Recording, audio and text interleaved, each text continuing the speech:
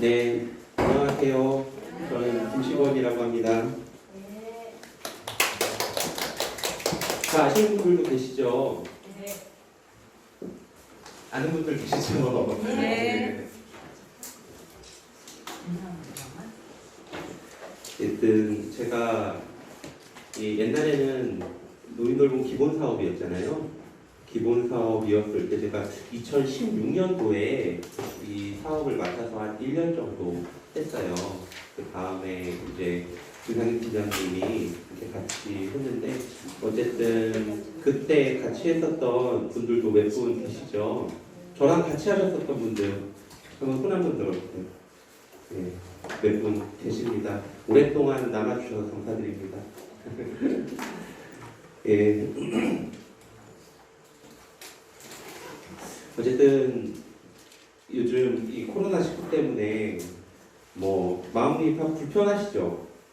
아무래도 처음 맞춤돌봄으로 이렇게 시작을 해가지고 딱 시작하려고 했는데 갑자기 사건이 터져가지고 제대로 방문도 안 되고 전화 연락이라든지 이런 부분도 확인이 좀 어렵고 이런 것들이 있습니다. 좀 이 사건이 빨리 종식이 돼서 지금 있는 어르신들에게 더 많은 서비스가 갔으면 좋겠다라는 생각 가지고 있고요. 근데 또 이렇게 지금 이런 시기로 인해서 사실은 조금은 준비하고 갈 수 있는 새로 시작하는 사업을 좀 준비하고 갈 수 있는 그런 기회도 되었다라는 생각이 듭니다. 어쨌든 좀 긍정적으로 생각해 주셨으면 좋겠고요. 또 여기에서도 어쨌든 이렇게 집합교육을 실시를 하는데 아까 한민아 선생님이 말씀드렸던 것처럼 아무래도 이 가까운 지역에서도 코로나19 확진자들이 조금 있어서 서로서로 좀 조심하셨으면 좋겠고 어르신들 방문하실 때도 이렇게 선생님들도 조심하시고 어르신들도 그런 건강이라든지 이런 것들을 좀 확인하시면서 다니셨으면 좋겠다라는 생각을 합니다. 제가 이번 2020년도에 사실 1월 달부터 시작해서 좀 교육을 하려고 했는데 뭐 갑자기 이런 사건이 터지면서 좀 늦기는 했지만 아마 한 10번 정도 여러분들하고 뵙고 이렇게 교육을 할 예정입니다. 그래서 첫 번째 시간으로 사회사업의 가치와 윤리라는 그런 주제를 가지고 좀 이야기를 하려고 합니다. 제가 사회사업의 가치와 윤리라고 했어요. 이게 제가 사회복지라고 하지 않았죠. 사회사업이라고 했죠. 저희가 1980년대에 사실은 1980년대 이전에는 이 사회복지 사업을 뭐라고 했냐면은 사회복지를 하는 사람을 사회사업 종사자 아니면은 사회사업가 뭐 이런 식으로 부르기도 했어요. 그래서 제가 기억은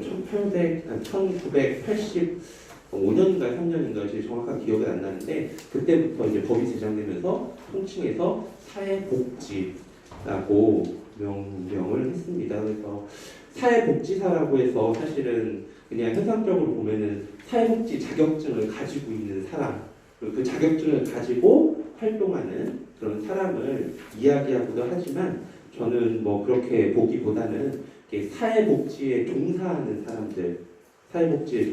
사람들도 그런 사회에 오늘 준하는 사람들이다라는 생각을 가지고 있어요. 그래서 이런 사회사업에 사회복지에 종사하는 사람들이 어떤 가치와 윤리를 가지고 활동을 해야 되는지에 대해서 오늘 이야기할 거고 아무래도 선생님들이 가장 가까이에서 이 어르신들을 이렇게 보시잖아요.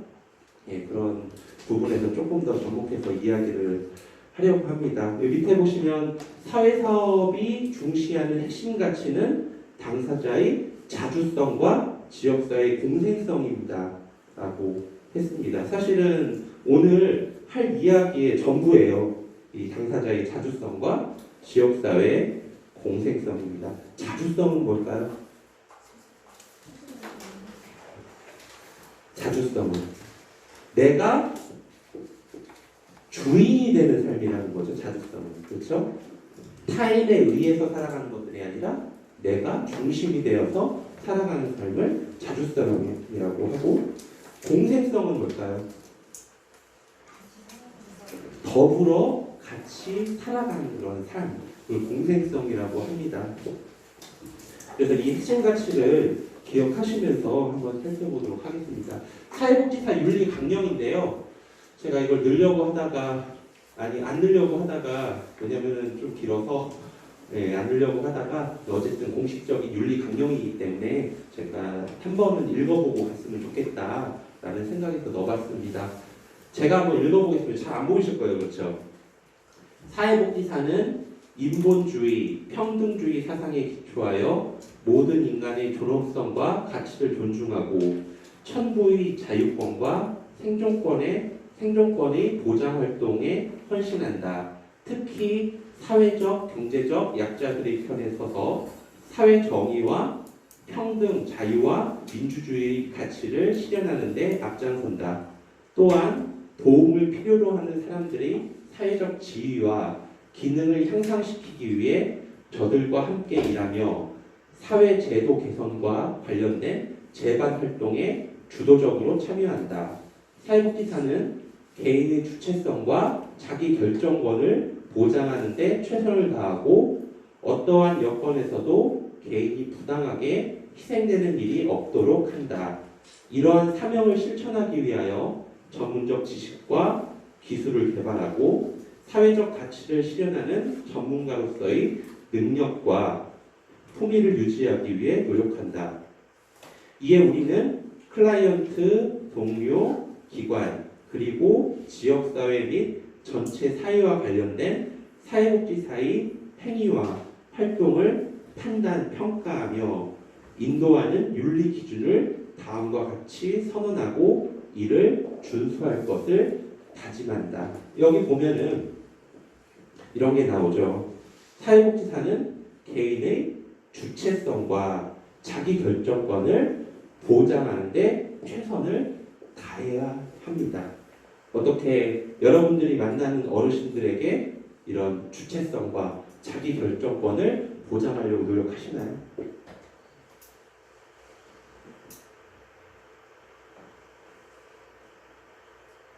그러니까 자기 결정권과 아니면 이 주체성을 보장하는데 어떤 활동을 한번 해보셨나요? 막상 딱 떠오르는 건 없으시죠? 그렇지 않으세요?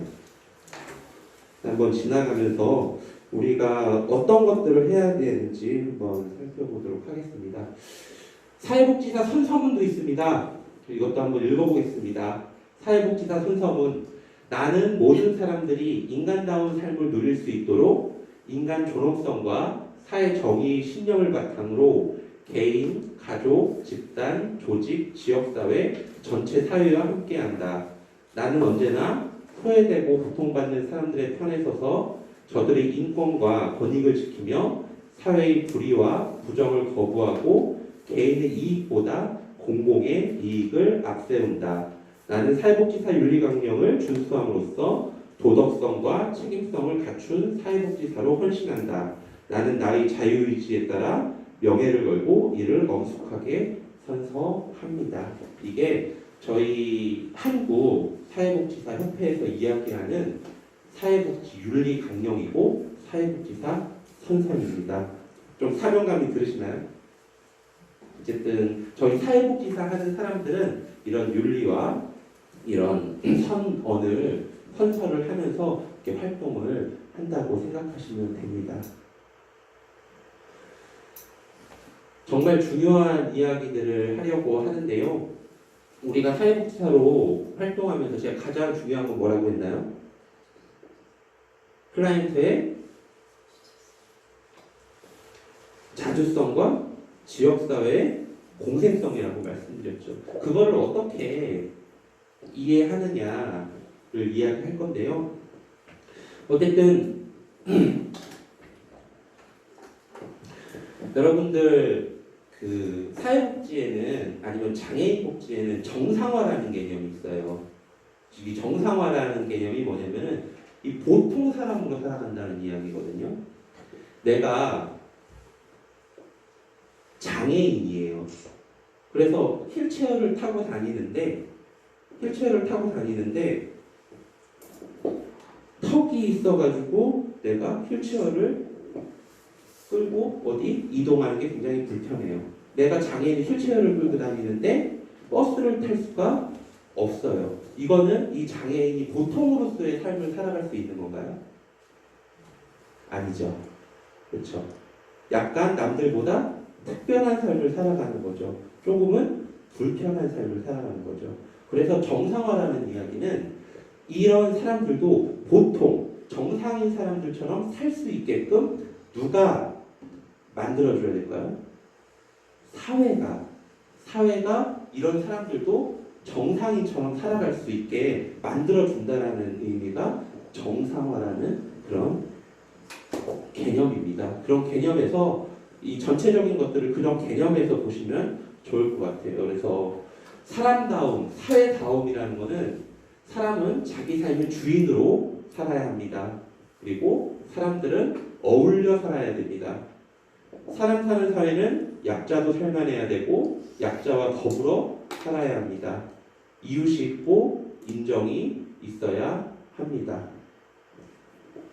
저 어렸을 때 여러분들은 더 옛날이겠지만 저 어렸을 때는 제가 천안에서 살았거든요.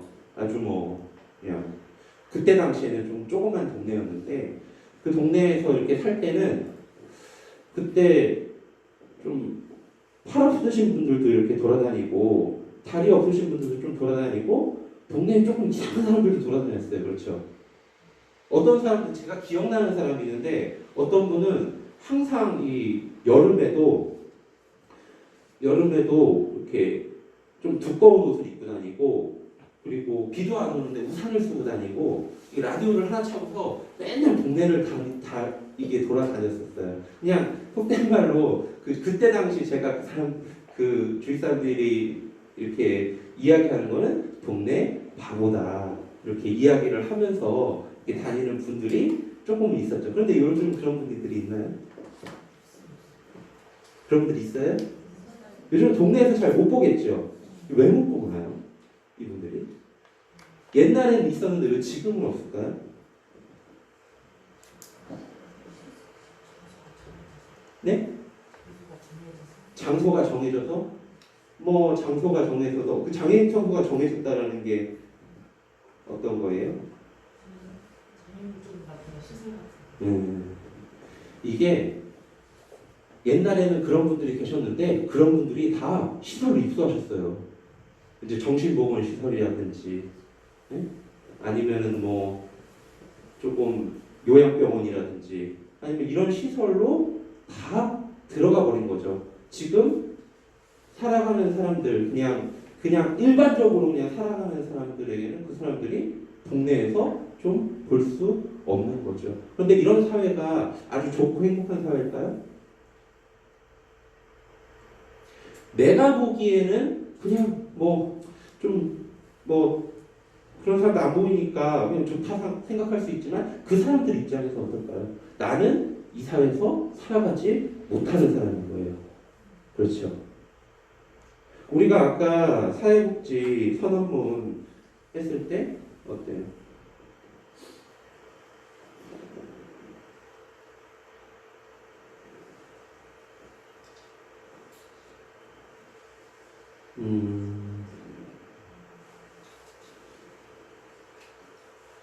어떠한 경우도 개인이 부당하게 희생되는 일이 없도록 하는 그런 삶이잖아요. 그렇죠?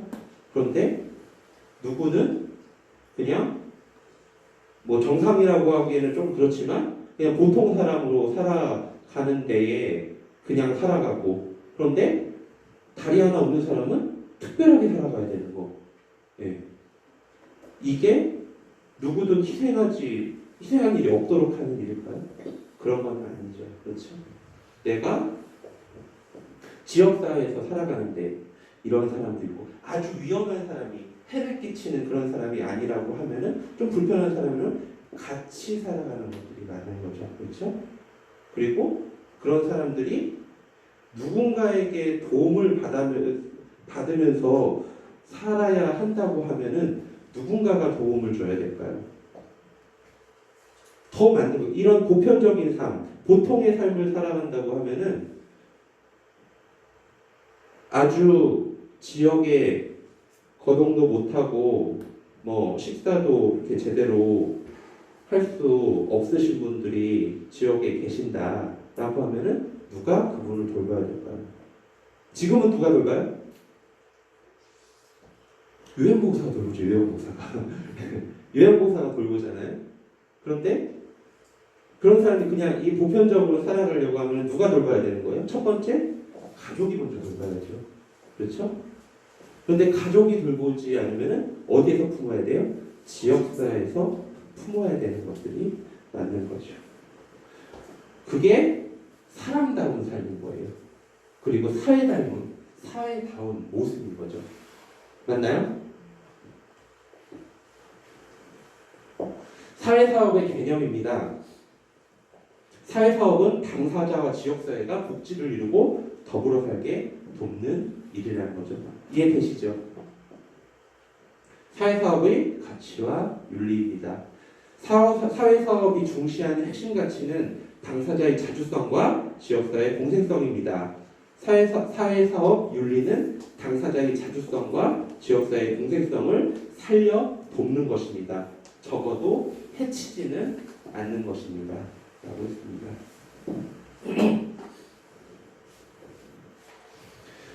자, 저희는 굉장히 많은 사회사업을 해요. 지역에서.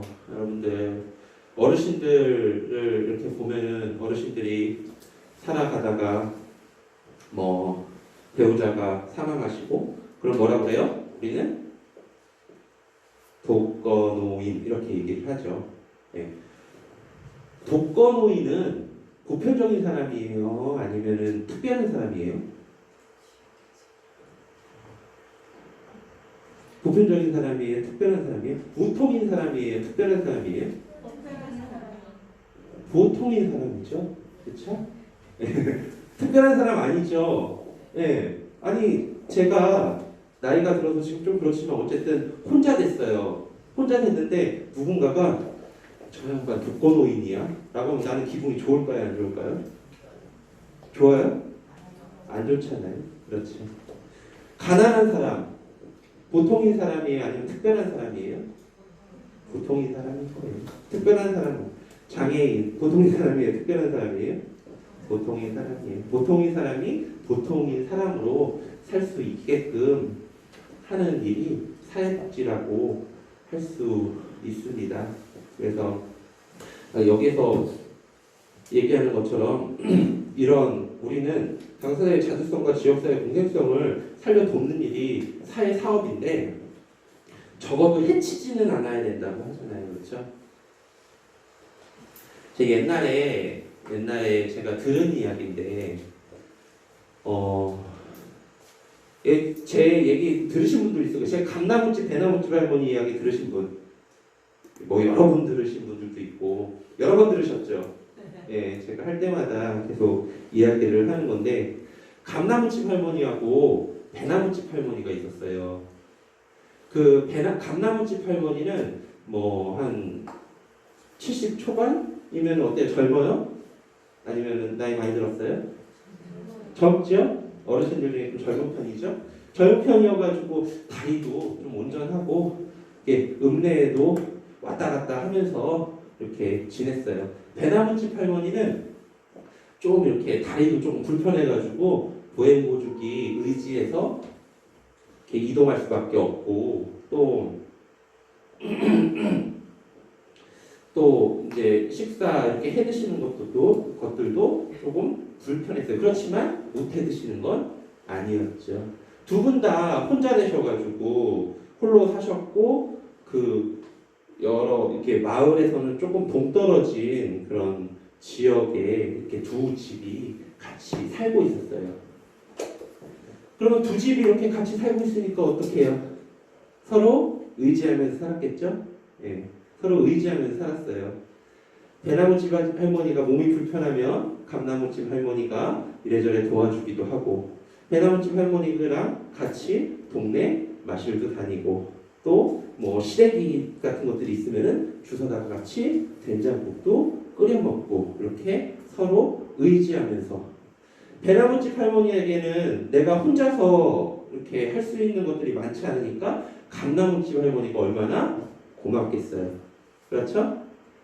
그런데 감나무집 할머니도 나름 이렇게 그 동떨어져 있는 곳에서 이렇게 혼자 살아야 되는데 배나무집 할머니가 언니 같고 형님 같고 해서 굉장히 의지하면서 이렇게 서로 살았었습니다. 그런데 감나무집 할머니가 어느 날에는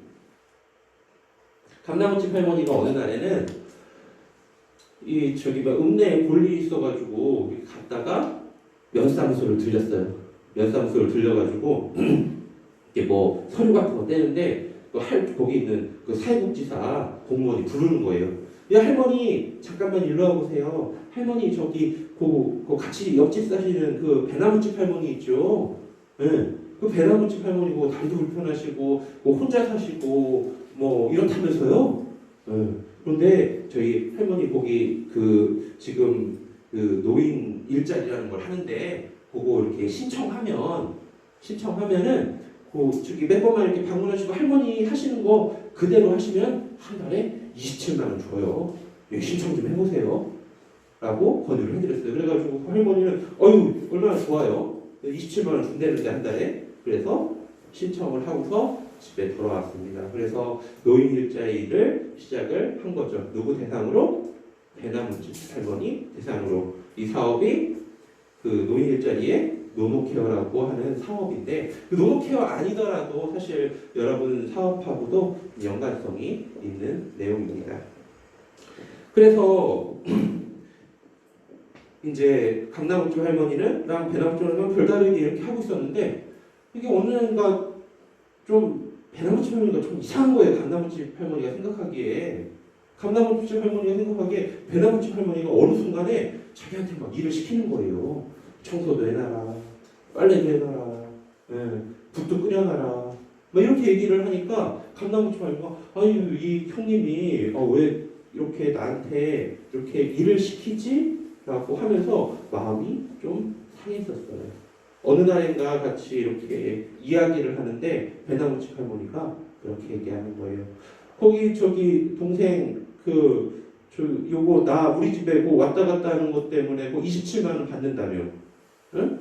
27만 원 받으니까 이거 청소도 하고 그리고 뭐 밥도 해놓고 일해야 되지 않아? 라고 얘기를 하는 거예요. 감나무집 할머니는 얼마나 서운하겠어요. 나는 그래도 우리 동네 형님이고 같이 의지하면서 사는 처지였는데 배나무집 할머니가 그렇게 나를 이렇게 동생이나 형님으로 생각하지 않고 돈 받기 위해서 하는 사람으로 생각해서 너무 서운했어요. 그래서 그 감나무집 할머니가 너무 서운한 나머지 이사를 가버렸어요. 네, 이사를 가버렸어요. 그러면 배나무집 할머니만 거기에 남아 있었겠죠. 그렇죠? 그럼 배나무집 할머니는 어떻게 살았을까요? 외롭게 살았어요. 외롭고 또 뭐가 문제였을까요?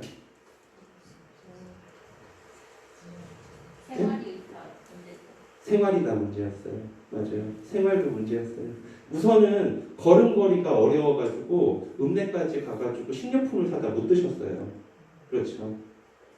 그러면 우리는 뭘 해주나요? 밑반찬 서비스를 해드리죠. 원래 감나무집 할머니가 있었으면은 전혀 상관이 없는 일이었어요. 그렇죠? 그랬는데 지금은 어떻게 해요? 공적 서비스가 계속 들어가야 되는 거예요. 밑반찬 서비스가 들어갔어요. 그래서 밑반찬 서비스를 해드렸죠. 그런 다음에 또 이런 기본 사업이라든지 이런 서비스를 해드렸어요. 그 다음에는 어떻게 돼요? 뭐가 들어가요? 그 다음에는 뭐 지금은 이제 맞춤 서비스지만 종합 서비스가 들어갈 수 있고 그 다음에 뭐예요? 요양보호 서비스가 들어갔던 거죠. 어르신이 외롭고 옛날에는 어쨌든 이게 같이 살면서 웃는 날도 많고 같이 활동을 하면서 감남쪽 활동을 하면서 굉장히 건강하게 사셨는데 점점 건강이 안 좋게 됐어요. 그러면서 공적 서비스가 계속 들어가기 시작한 거죠. 그러면서 요양보호 서비스까지 이렇게 들어갔었는데 그 요양보호사가 그 외딴집에 원래 할머니들 저희 옛날에 저희 외할머니가 저기 보령 청소년 아세요? 청소년? 네, 거기 가면은 오서산이라고 있는데 오서산 등산로 있는데 사셨어요. 거기가 진짜 두메 산골이었어요. 사람도 잘 안 와. 네. 하루 종일 있어도 사람도 한 명 볼 수 없는 그런 데 살았었는데 할머니는 계속 TV를 틀어놓으셨어요. 할머니 뭐 TV 보시지도 않는데 왜 할머니 TV를 틀어놓으세요? 뭐라고 하실게요, 저희 할머니가? TV라도 틀어놔야지 사람 있는 것 같아 보이지. 예. TV라도 틀어놔야지, 그렇지? 무섭지도 않고 뭔가 혼자 있는 느낌이 안 들 수 있지라고 이야기를 하셨어요. 그런 것처럼 이 할머니도 얼마나 외로웠겠어요. 그리고 사람의 손길이 얼마나 그리웠겠어요. 근데 요양보호사가 그래도 일주일에 한두 번씩 오니까 요양보호사 원래 반가워요, 안 반가워요? 반갑죠. 아유, 그래도 요양보호사 선생님 오셨다고 너무 반가워가지고 이렇게 커피 한 타드린다고 아유, 커피라도 한잔 드시라고 해가지고 주전자에 물 끓이고 했어요. 요양보호사가 뭐라고 했냐면은 아이고 할머니 그 커피 끓이지 마세요. 괜히 그 뒤뚱뒤뚱 가다가 낙상하시면은 할머니만 큰일 나는 게 아니라 나도 큰일 나. 나도 그러니까 제발 아무것도 하지 마시고 커피 내가 끓여드리고 청소 내가 다 할 테니까 할머니는 뭐만 하면 돼요? 가만히만 있으시라고 했어요. 가만히만. 할머니 보고 가만히만 있으시라고 했어요. 사람이 가만히만 있으면 어떻게 되는 거예요? 가만히만 있으면 내가 가만히만 있으면 건강하게 살 수 있는 거예요? 편하게 살 수 있는 거예요? 사실 그렇지 않아요. 가만히만 있으면 사실 뭐 하는 거예요? 죽을 날짜 붙잡고 있는 거예요. 내가 아무런 쓸모없는 사람이 되는 거예요. 그냥 가만히만 있으라고 했어요. 그렇게 시간이 지나면은 할머니가 다리 불편하다고 하셨죠. 그러면 다리가 가만히 있는다고 편해가지고 더 잘 걸을 수 있으시겠어요? 이제 나중에는 걷지도 못하고 아무것도 할 수 없어서 어디 가셨어요? 요양원에 가셨어요. 요양원에 가가지고 이제 뭐 원래 가만히만 있으면 뭐도 걸리는 줄 아세요? 치매도 걸려요. 치매도. 왜냐면 치매는 어느 정도 뭐 다른 것들이 있지만 이런 것들이 있어요. 내가 계속 해가지고 머리를 쓰지 않음으로 인해서 걸리는 것도 있어요. 여러분들 내가 팔이 부러졌단 말이에요. 팔이 여기가 부러졌어요. 내가 기부스를 했다가 한 달 있다 기부스 풀리면 이 팔 움직일 수 있어요? 없죠. 못 움직이잖아요. 그럼 어떻게 해야 움직여요? 계속 움직여야지 내가 이 팔을 쓸 수가 있는 거예요. 우리 머리도 그렇죠. 머리를 쓰지 않으면 어떻게 돼요? 이 기부스하고 좀 붙는 거예요. 계속 써줘야지 사실 이렇게 활동을 해야지 머리가 계속 사용을 해야지 그런 치매에 걸리지 않을 수 있는 거죠.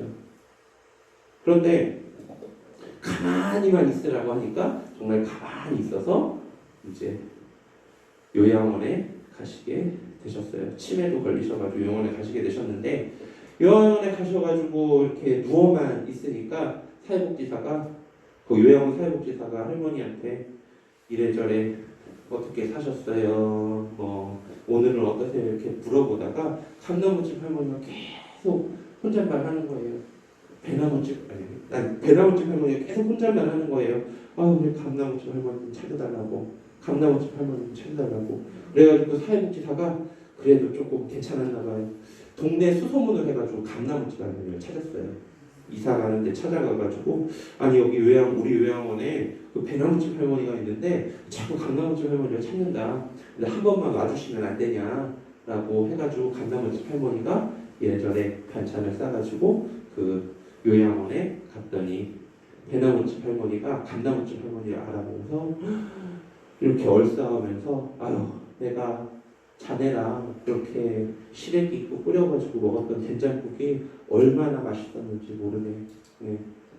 내가 정말 미안하다고 이렇게 하고서 감나무집 할머니 돌아가시고 한 3, 4일 만에 돌아가셨대요. 네. 이런 이야기가 제가 꾸며낸 이야기가 아니라 사실 이런 이야기를 제가 실제 있었던 이야기를 들려주셔가지고 제가 선생님들한테 항상 이 이야기를 합니다. 자, 사회사업의 윤리, 당사자의 자주성과 지역사회의 공생성을 살려야 돕는 일이에요. 그런데 사회복지 사업을 이렇게 진행하고 투입하면서 뭘 하지 말아요? 적어도 해치지는 말아야 되는 거죠. 원래 감나무집 할머니하고 배나무집 할머니 있는 그런 환경에 계속 있었으면 배나무집 할머니는 조금 더 행복하게 살지 않았을까요? 서비스가 더 많아가지고 이 할머니가 행복했을까요? 그렇죠. 이 감나무집 할머니가 없음으로 인해서 이 할머니에게 들어간 서비스만 해도 굉장히 많아진 거죠. 그렇죠. 그래서 이런 부분이 굉장히 조심스러운 부분인 거예요. 우리가 어디까지 해드려야 되나? 이게 문제인 거죠.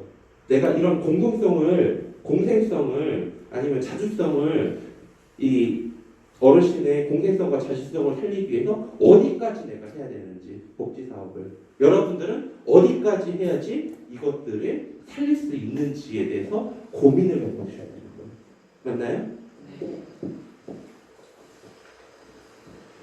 사회사업의 이상입니다. 사회사업은 약자도 살만하고 약자와 더불어 사는 사회, 누구나 정부치고 살만한 사회를 지향합니다. 라고 했죠. 근데 요즘은 이게 잘 안 돼요. 뭐 아시겠지만 그냥 조금만 이상하면 병원에 입원해야 되는 거예요. 그렇죠? 아니면 시설로 가야 되는 거예요. 그래서 이런 것들이 잘 안 되고 우리 사회의 이런 공동체성도 굉장히 약해졌죠. 옛날에는 또 뭐 그렇지 않았었잖아요. 조금은 더불어 살고 조금은 이웃하고 가까이 살고 이랬었는데 지금은 어때요?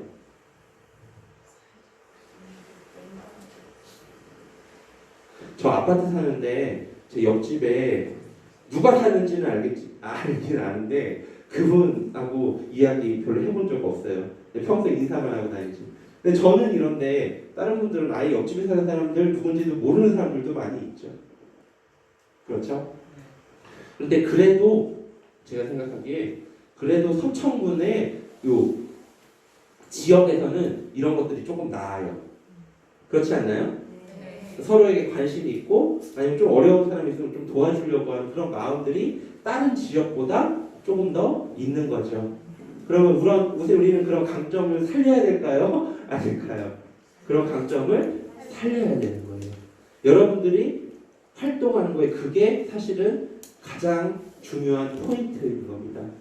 지금 서천군의 이 노인 맞춤 사업이 어찌 보면은 전국에서 공통적으로 지침을 가지고서 활동을 하죠. 그렇지만 지역사회 사정들은 다 다른 거잖아요.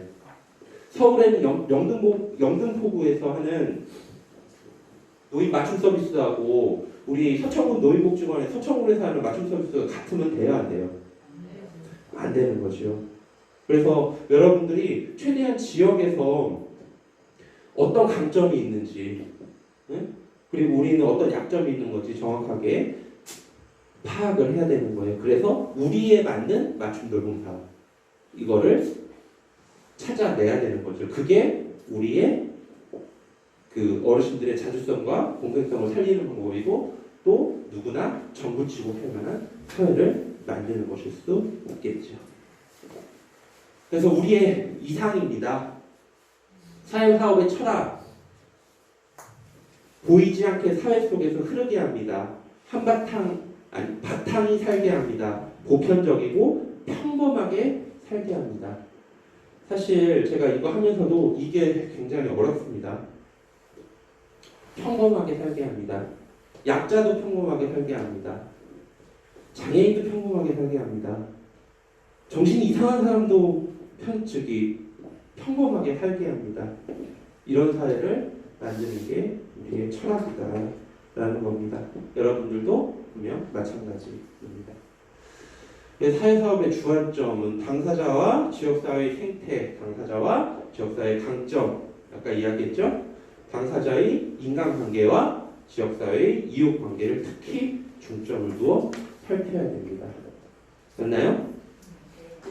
우리 일주일에 한 번 방문, 전화 2번, 그렇죠?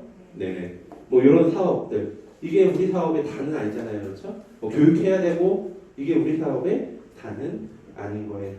어떻게 하면 우리가 당사자의 장점을, 그 사람의 장점을 끌어내야 될까? 아니면 지역사회의 강점을 끌어내서 이 어르신이 평범하게 살게끔 도와줘야 됩니다. 특별하게 살게끔 도와주는 게 아니에요. 그렇죠?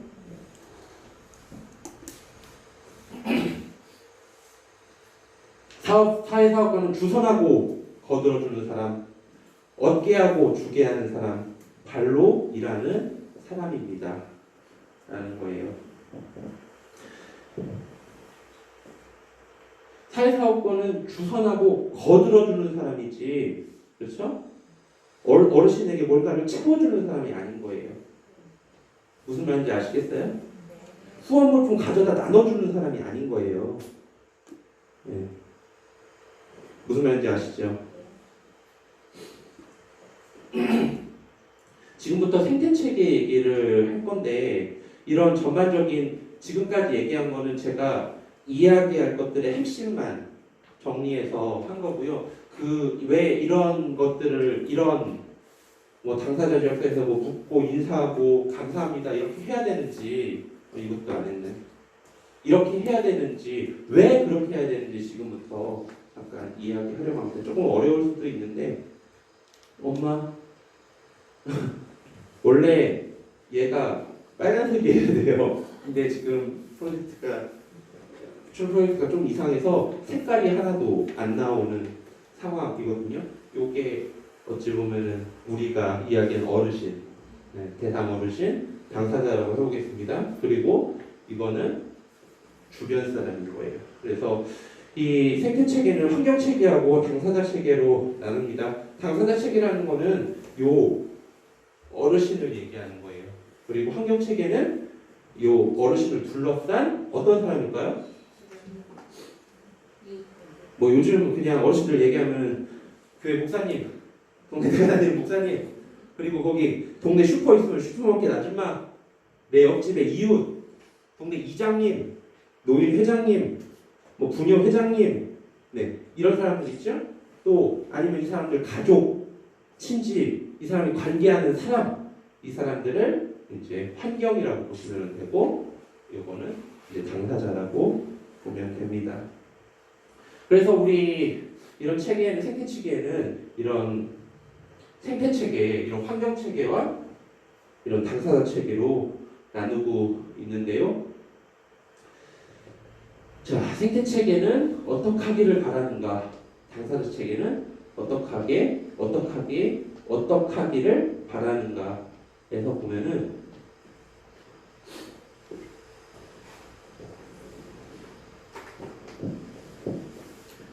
여러분들 조금 이따 나오는데 이게 전 한번 지금 설명하기에는 자, 우선 체계만 한번 이해하고 넘어가도록 하죠. 조금 있다가 이거에 대한 자세한 설명이 있습니다. 공생하는 활동 동시에 자주 또는 자생케 한다 라는 거죠. 이런 당사자가 이런 사람들하고 같이 할 수 있게끔. 근데 혹시라도 이런 사람들이 단절돼 있어서 이 사람만 혼자 분타를 해야겠다 라고 하면은 여러분들의 역할은 뭐예요? 연결해 주는 거예요. 여기 이웃 사람들을 소개시켜주고, 이웃 사람들, 아유 여기 좋은 사람들이 있는데 여기 여기 귀촌해가지고 왔는데 뭐 성품도 좋으시고 하니까 좀 한번 같이 이야기도 좀 해보세요. 얘기하고 또 이분이 이사를 왔다. 이사를 오신 그런 귀촌인이다라고 하면은 그 동네 이장님도 소개시켜주고 마을 사람들 소개시켜주고 그런 역할을 하는 게 공생하는 활동인 거죠. 그렇죠? 그 어르신이 굉장히 위험한 상황이 닥쳤을 때 여러분들보다 누가 더 빨리 갈 수가 있어요? 이웃 사람들이 더 빨리 갈 수가 있죠. 이웃 사람들이 더 잘 발견할 수 있고, 그렇죠? 이 어르신이 뭔가 끼니를 거르고 어려움이 있다라는 것들을 먼저 감지하는 사람이 누구예요? 옆집 사람이에요. 옆집 사람, 같이 사는 사람. 그런 사람들을 연결해 주는 역할이 굉장히 중요한 거다라는 거고, 이 자주 또는 자생키아라 이런 것들은 여러분들 그런 것들이 있어요. 이 세상에 공짜는 없다라는 말이 있죠. 그럼 공짜를 만들어주는 것도 그렇게 좋은 일은 아닌 거예요. 그렇죠? 이 사람이 할 수 있어요. 그렇죠? 조금 불편하고 조금 느려도 밥해 먹을 수 있어요. 그렇죠? 또 내가 다리가 조금 불편하고 그래도 움직일 수 있어요. 천천히 가면 되는 거잖아요. 그렇죠? 이런 것들을 사실은 옆에서 도와주는 역할을 해야 되지. 아유, 다리가 아프시니까 가만히 있으세요. 이런 거는 아니라는 거죠. 그래서 자주성을 살려줘야 된다는 이야기인데, 저 옛날에 그 여기 위에 보면 아파트 있죠. 아파트 두 동이 있어요.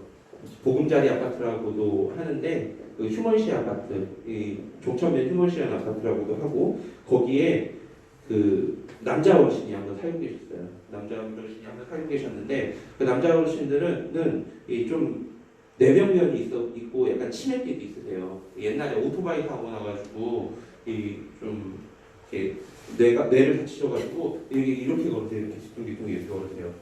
다리가 불편하셔가지고 그렇게 걸어 다니시면서 복지관도 오고 여기 종천에서 걸어가지고 저쪽 음대까지도 왔다 갔다 하시는 분이셨어요. 건강하셨어요. 굉장히 건강하신 분. 물론 남자 혼자 살기 때문에 집도 지저분하고 목욕도 잘 못하고 이런 것들은 있었지만 잘 걸어 다니셨어요. 그랬는데 어느 하루는 복지관에 왔는데 어르신이 인상이 안 좋은 거예요. 너무 안 좋아. 막 까칠하고 뭐 얼굴도 붉었고 막 이상한 거예요. 그래가지고 어르신 뭐 건강이 좀 안 좋으세요? 그러니까 아유 뭐 괜찮아 뭐 이랬었는데 너무 안 좋아 보이셔가지고 제가 그 어르신을 모시고 요양병원 근처에 있는 요양병원에 갔어요. 요양병원에 갔더니 그 당을 재보더니 당이 200이 넘는다는 거예요. 200이 넘으면 엄청 높은 거죠. 언제 쓰러져도 이상하지 않을 정도로 높은 수치인 거죠. 이렇게 당이 높다고 하니까 그 병원에서는 이러신 이 당 조절해야 된다고 해가지고 입원하셔야 된다고 했어요. 그래서 거기에 이제 입원을 하게 되었죠. 그래서 그 어르신을 이렇게 입원하셨으니까 이게 계속 왔다 갔다 하면서 그 어르신을 보는데 그 어르신이 이제 원래 걸어서 들어가셨거든요. 병원에 걸어서 들어가셨는데 이 어르신이 이제 병원에서 뒤뚱뒤뚱 이렇게 걸으시잖아요. 그러면 옆에 있는 그 요양보호사가 보기에는 어때요? 넘어질 것 같잖아. 아이고 어르신 걸어 다니지 마셔. 그거 자꾸 넘어지시면 큰일 나니까 걸어 다녀요. 화장실 가는데도 뒤뚱뒤뚱. 아이고 어르신 낙상하면 우리 병원이 큰일 나. 걸어 다니지 마셔. 가만히 누워만 계셔. 그 어르신 3개월 됐는데 못 걸으시게 됐어요. 그리고 한 8개월 됐는데 돌아가셨어요.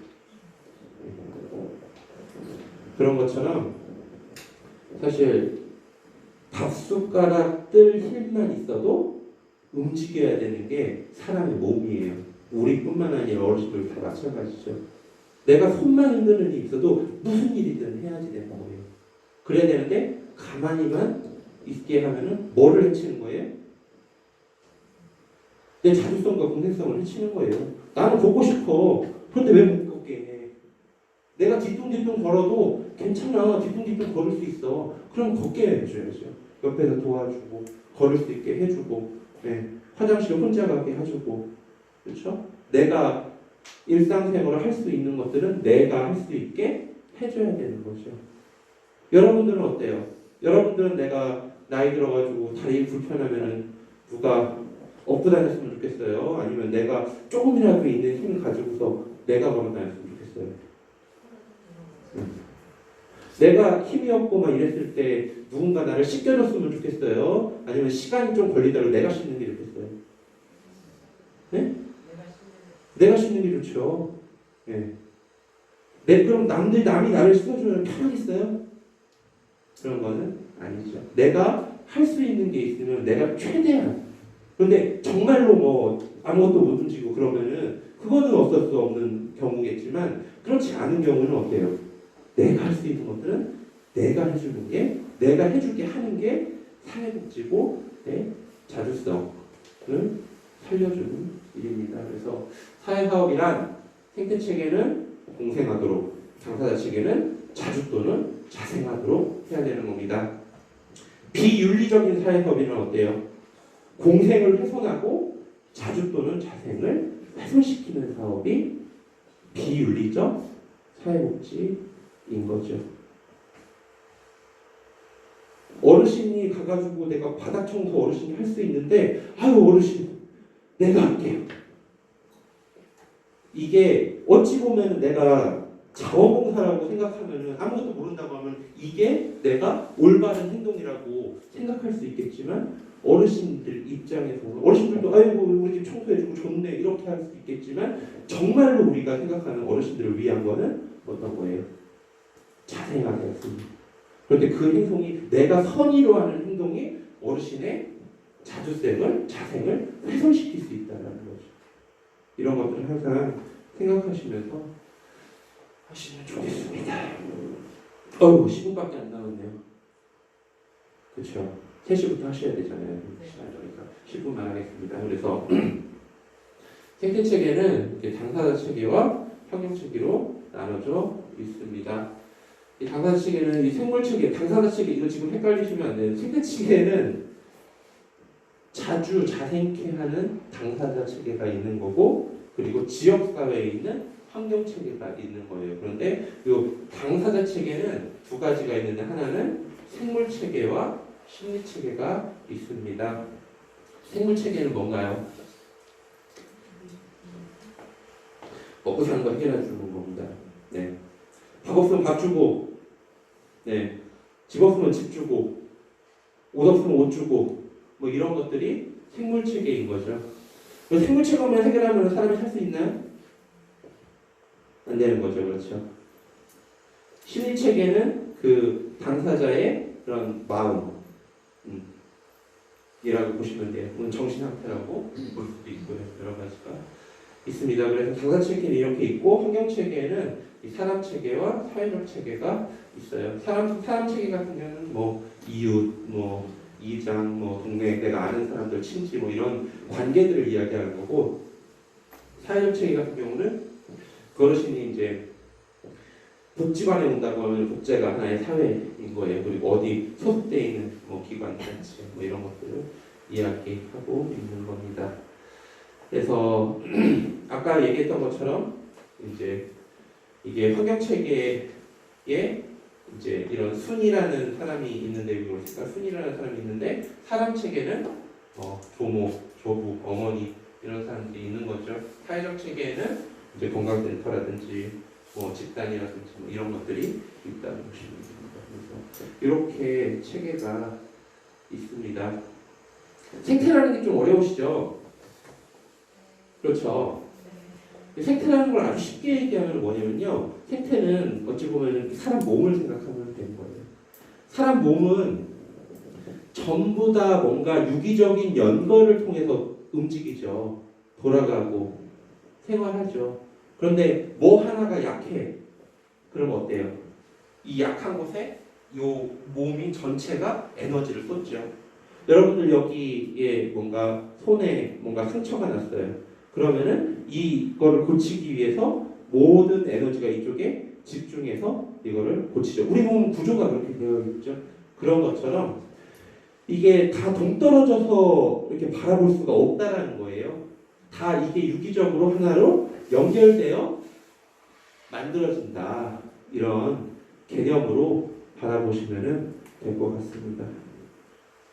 하고 다른 거는 내일 하겠습니다. 중간에 이상하게 끊어서 죄송한데요. 어쨌든 시간이 정해져 있어가지고 여기까지 하고 이 다음 이야기는 여러분들은 뭐 인터넷으로 봐야 되는 건가요? 네, 온라인만이요. 네, 이거 이 녹화해서 이렇게 같이 볼 수 있게 해드린다고 합니다. 뭐 이 시간 유익하셨나요? 네. 어떻게 도움이 되시는 거 같나요? 네. 다음에 있는 교육도 잘 들어주시고 어쨌든 인터넷으로 뵙겠습니다. 감사합니다.